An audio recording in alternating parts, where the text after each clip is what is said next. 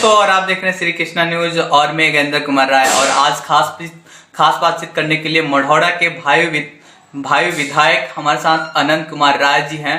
Sir, जिस तरह से बिहार में बेरोजगारी की दौड़ चल रही है, उसमें आपकी सरकार क्या कर रही है? सबसे पहले मैं कृष्णा न्यूज के सभी सदस्यों को अपनी तरफ से शुक्रिया करता हूं। हमारी सरकार आज के डेट में जो भी मुद्दा उठा रहा है लोग बेरोजगारी का, लेकिन हमको तो नहीं लगता है कि सरकार रोजगार नहीं दे रही है। सरकार हर क्षेत्र में रोजगार दे रही है। 15 साल पहले आप जाके देखिए क्या था, आज के डेट में देखिए जीविका दीदी, आंगनबाड़ी, एनएम हर सुविधा सरकार दे रही है। आज महिला सशक्तिकरण सरकार बढ़ा रही है, महिला को प्रोत्साहन कर रही है। सर, एक आपका कार्यक्रम चल रहा है मुख्यमंत्री के द्वारा चलाया गया एक कार्यक्रम 15 साल वर्सेस 15 साल। इस कार्यक्रम में क्या किया जा रहा है सर? किन कार्यों को गिनाया जा रहा है सरकार को? आप 15 साल बैक जाइए और आप 15 साल पहले आइए, इधर आइए। देखिए 15 साल पहले सरकार क्या थे, ना बिजली था, ना रोड था, ना प्रशासन का लगाम था।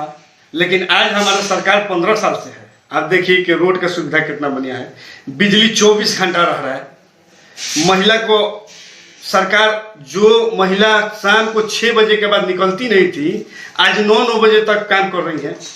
50% आरक्षण दे रही है सरकार। आज हमारी महिला गर्व फील महसूस करती है नीतीश कुमार को लेके। विकास किए हैं तब ना आज 15 साल सरकार उनका बना हुआ है। आप लोकसभा के चुनाव में देख सकते हैं, अगर माननीय मुख्यमंत्री जी विकास नहीं किए होते तो उनका सीट लूज करता, एक भी सीट लूज करता ना।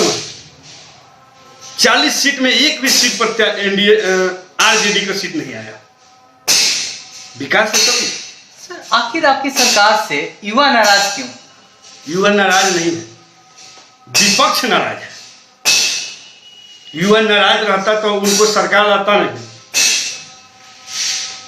युवाओं को रोजगार देने में लगातार सरकार विफल रही है। जो बेरोजगारी दर है वो लगातार बिहार में बढ़ रहे हैं। नहीं, सरकार रोजगार दे रही है। विपक्ष के पास कोई मुद्दा ही नहीं है तो बेरोजगारी को लेकर चले हुए हैं।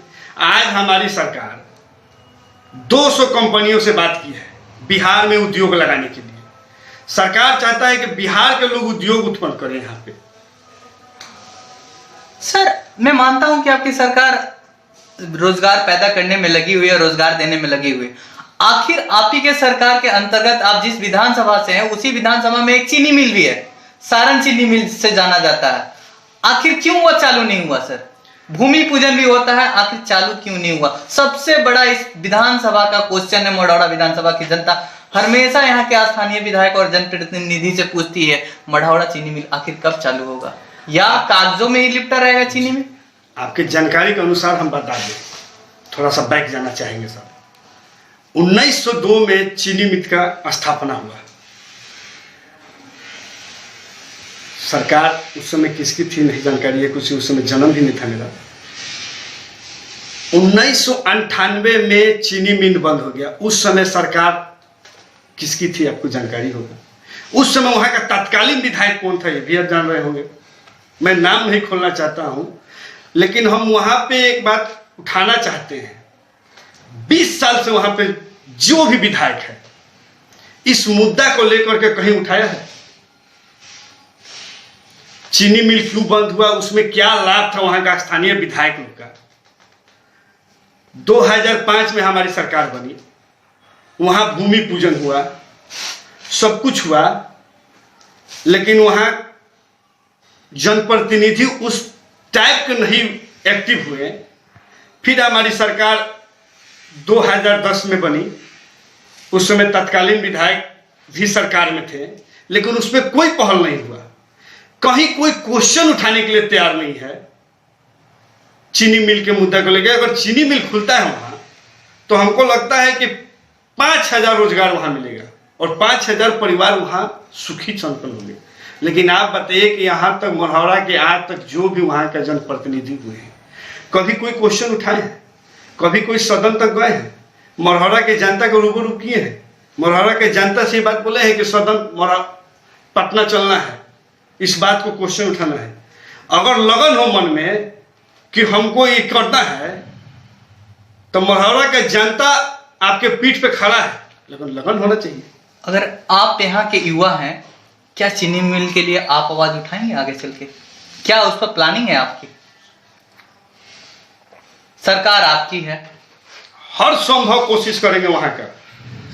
मुझे अगर वहां का जनता जनप्रतिनिधि के तौर पे बनाती है तो मैं वहां के जनता को लेकर के 6 महीना के अंदर में, सरकार किसी का भी हो, 6 महीना के अंदर में मैं मढ़ौरा का धरती से करीब 1 लाख व्यक्ति को ले जाएंगे वहां पे और भूख हड़ताल करेंगे, आंदोलन करेंगे। अगर फिर भी नहीं बनता है तो हम इस्तीफा दे देंगे। सर क्या चुनावी ये मुद्दा हो सकता है आपका? आप क्या विधानसभा चुनाव किस पार्टी से लड़ रहे हैं? और जैसे कि एनडीए में सुनने में आ रहा था कि आप एनडीए से चुनाव लड़ रहे हैं, एनडीए इस समय मतलब भाजपा के साथ है, क्या अगर टिकट नहीं देती है तो आप चुनाव लड़ेंगे? जी नहीं, टिकट अगर नहीं देती है तो मैं चुनाव मैदान में नहीं उतरूंगा, मैं एनडीए के समर्थन में रहूंगा। आपके पिताजी भी मतलब राजनीतिक रहे हैं, आप राजनीतिक गुरु किसको मानते हैं सर? हमने जो कुछ सीखा है अपने पिताजी से सीखा है और मैं अपना राजनीतिक गुरु अपने पिताजी को मानता हूँ। और जनता आज भी नाम लेता है उनका, आज वो नहीं है हम लोग के बीच, लेकिन आज भी लोग कहता है कि छपरा जिला में जनक यादव के बाद अगर कोई नेता हुआ है तो राम प्रवेश राय हुए। आज भी चले जाइए मढ़ौरा की धरती पे, आप ये पूछिएगा कि वहां का जनप्रतिनिधि